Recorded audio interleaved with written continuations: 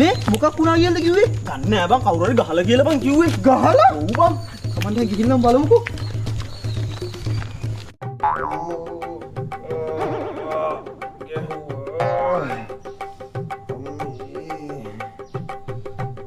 ඊ පොටේ එක මොකෝ බං උනේ? බල්ලෝ. ඒක නෙමෙයි මේ. මොකද්ද බං උඹට අන්න ගම වටේම ප්‍රචාරණය කරන උඹට ගහලා ගියේ.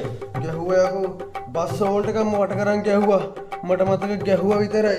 මේ මොකෝ බං ඒ? ඒ මොකෝ උනේ අහන්නේ? තොට මතකද? තවුදී කිව්වා මට පින්වත් ඒ වැඩ කරගනින් කියලා. මොකද්ද? මොකක්ද අහන්නේ?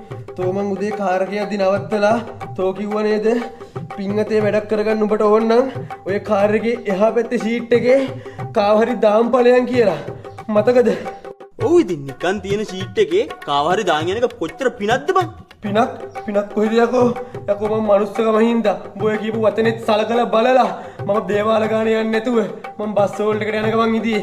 යද්දියනේ බස් වෝල්ට් එකේ ලස්සන කෑල්ලක් ඉන්නවා. මම මනුස්සකමට නංගිකින් ඇහුවා නංගි මං ඔයාව ඉස්සරහ හන්දියෙන් බස්සන් යන්නද? යන ගමන් කෙහෙල් ගෙඩියකුත් තියෙනවා කාගෙනම යන්න පුළුවන් කියලා. මොනා වුණත් පළතුරු වට්ටි අපරාධනේ බං. ඒකයි මං එහෙම ඇහුවේ. එච්චරයි මතක ගැහුවා ගැහිල්ලක්. මොකද බල්ලු තෝ hina වෙන්නේ? තෝ හින්ද තමයි මේ හැමදේම. තෝ අද මම මරාගෙන කනවා. කොහොමද බං කාලගන්නේ බල්ලෝ?